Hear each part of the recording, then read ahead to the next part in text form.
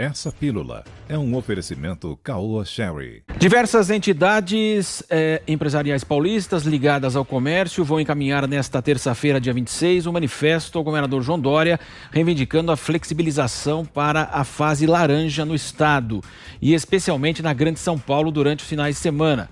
A partir de agora, o Plano São Paulo instituiu a fase vermelha aos sábados e domingos e entre as 20 horas e 6 horas da manhã do dia seguinte, de segunda a sexta-feira. A medida impacta o funcionamento de bares, restaurantes, comércio, shopping centers e salões de beleza em São Paulo. Esses setores são responsáveis por 5 milhões de empregos diretos e indiretos na capital paulista. E de acordo com o documento, abre aspas, considerando que os finais de semana representam entre 40% a 50% do faturamento total da semana, o fechamento prejudicará ainda mais esses setores que já estão agonizando, aumentando o desemprego, reduzindo a remuneração dos funcionários em pelo menos 50% e provocando o fechamento dos negócios. O documento assinado por entidades como Alshop, Sindresbar, ADVB, Facesp, FECESP, Abrace, Sescom e também Abracel. E na internet, relatos de comerciantes revoltados com a decisão de Dória viralizaram. Um deles é o de Paulo Meirelles, que tem um restaurante em Presidente Prudente. Vamos assistir um trecho. Acabamos de passar para a fase vermelha pelo governador Dória e nós não aceitamos esse rebaixamento, por vários motivos. Primeiro, bares e restaurantes não são os responsáveis pelo grande aumento de disseminação da Covid. São as festas clandestinas. Estas sim devem ser fiscalizadas e têm todo o nosso apoio. Segundo, fechando bares e restaurantes, você automaticamente joga a população para os eventos clandestinos. E esses eventos sim não são fiscalizados e não pagam impostos. E esses impostos é o que está faltando no estado de São Paulo, motivo esse que o governador está aumentando a carga de ICMS de todo o estado para tentar compensar os gastos pela Covid. Então, olha só a loucura que o governo do estado está fazendo nesse momento. Ele está matando as pessoas que geram impostos e, ao mesmo tempo, jogando as pessoas para as atividades clandestinas que existem por aí. Muito bem, você falava justamente sobre isso, Augusto Nunes. Olha só, os restaurantes de São Paulo, como eu dizia há pouco, e os bares, eles vêm se comportando exemplarmente, pelo menos na São Paulo, e que eu conheço, com a qual eu tenho maior familiaridade, né? Aqui pelas regiões que eu frequento. Eu não frequento a periferia, não sei como é que são as coisas lá, mas posso afirmar que lá não aconteceu fechamento de nada. Lá continuam os pancadões, sem nenhuma presença da polícia, não vão para lá para fiscalizar pancadões. Não vão, os policiais, por ordem das autoridades, do governo. E também continuam abertos quaisquer bares que queiram funcionar por lá, porque também não há fiscalização. São punidos os restaurantes que adotaram medidas rigorosas de distanciamento, seguiram o protocolo fixado por quem? Pela patética equipe do governo estadual. O distanciamento, o número de frequentadores é limitado, a distância entre as pessoas e entre as mesas é afixada pelo governo. Eles fizeram tudo certinho, não há nenhum... Eu desafio qualquer dos especialistas de Araque que integram a equipe, que determina o que ocorre em São Paulo, a mostrar algum documento, algum estudo que prove que a curva da pandemia subiu por causa da abertura dos restaurantes. Quem é que pode provar isso aí? Então agora você tem restaurantes fechados sem que os garçons recebam o auxílio emergencial a que tiveram direito no primeiro lockdown. Isso é criminoso, que está acontecendo em São Paulo e que afeta não só os restaurantes da capital, como vai determinar o fechamento de centenas de restaurantes no interior por um motivo muito simples, a cidade onde eu moro, onde eu nasci, por exemplo, Quaritinga. Se você fechar os restaurantes de lá no fim de semana, você impede que eles tenham que eles arrecadem um dinheiro que compensa a baixa frequência dos dias úteis. Nas cidades do interior, se vai a bar e restaurante, a frequência aumenta substancialmente no sábado e no domingo. Agora o governador Dória diz, fecha sábado e fecha domingo. Isso é fechar o estabelecimento. E com base em quê? Com base em quê? Onde se leu, onde se pode ler algum relatório que vincule o aumento dos óbitos em São Paulo ou dos casos confirmados de coronavírus, que vincule isso à reabertura dos restaurantes? Por que eles estão sendo punidos, os comerciantes? Então é o seguinte, começou na Itália neste fim de semana um movimento mais previsível que a mudança das estações do ano. É o Eu Estou Aberto. Neste fim de semana, mais de 500 restaurantes, num movimento liderado por integrado por seus donos e funcionários, se uniram num grande ato de desobediência civil merecidíssimo, que é resumido pela hashtag do movimento. Eu estou aberto, e ponto final. E os restaurantes da Itália vão ficar abertos, queira ou não o governo. Começaram as adesões ao movimento já nesta segunda-feira, no México, na Suíça e na Polônia. Escrevam, esse movimento vai chegar em poucas horas, não dias, aqui ao Brasil. Os donos de restaurantes vão desobedecer a essa ordem, porque é muito simples. Se o governo quiser ver se eles estão contribuindo para a disseminação da pandemia, mande fiscais verificar se eles não estão seguindo as regras. Estão seguindo e são punidos injustamente. Pois bem, alguns proprietários de restaurantes em São Paulo já começam a se manifestar usando a hashtag Não Nos Confundam. Estão confundindo os donos de restaurantes com os verdadeiros responsáveis aí pela disseminação dos casos de coronavírus. É injusto isso.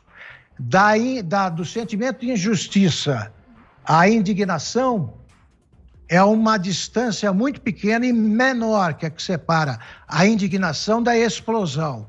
Os restaurantes vão ficar abertos em São Paulo mais cedo do que pensam os, aspas, especialistas, e quero ver o que vai fazer o governo.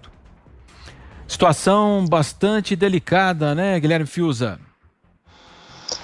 Porque nós ficamos reféns, né, dessa ideia que é falsa, que é artificial, de que enquanto houver alguma notícia sobre ocorrência de Covid em qualquer lugar do mundo, e especialmente, né, na localidade, estará sancionada essa ideia de que ou você renuncia à vida em sociedade, ou você é um negacionista, né?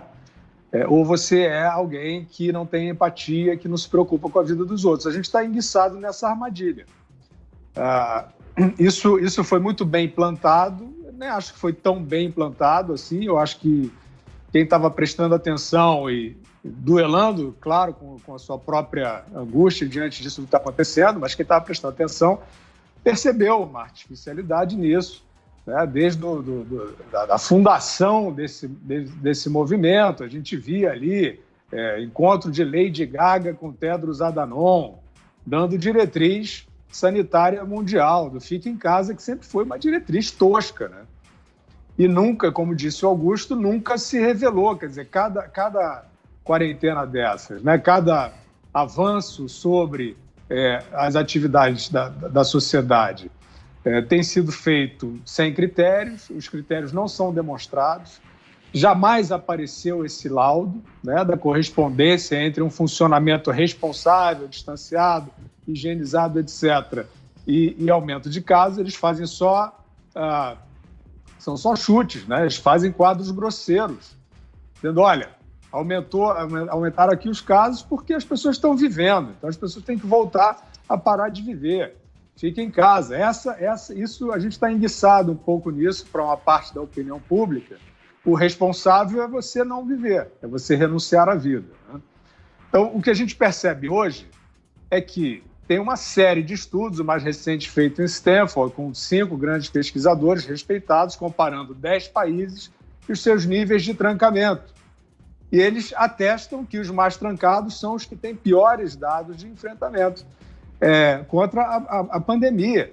É fato, isso é ciência, porque isso é constatação, né? Evidentemente que a Suécia sempre aparece bem nesses estudos, porque ela fez um distanciamento e não fez esse lockdown, digamos, irracional, esse lockdown totalitário, esse lockdown com uma diretriz mística, propagandística. Então, essas medidas em São Paulo, elas são medidas espetaculares.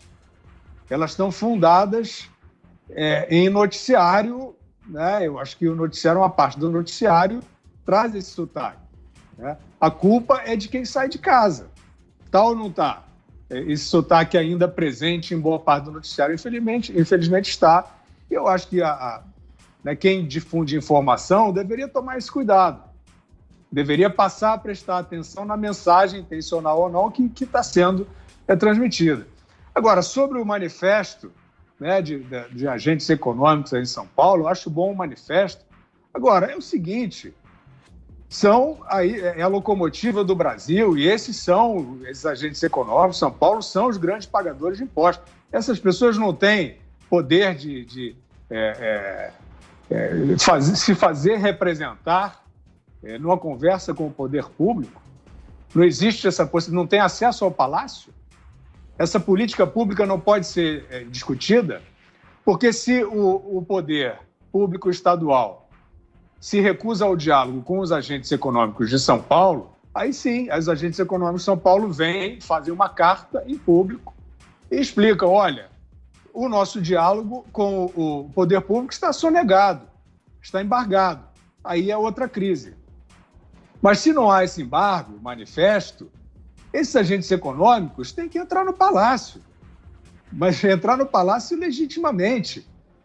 Tem que conversar, tem que chegar ao governador e apresentar, olha, o nosso funcionamento é assim, o senhor tem algum laudo atestando que esse tipo de funcionamento gera aumento de casos? Nós estamos aqui protegendo os vulneráveis, estamos distanciando, estamos educando a população.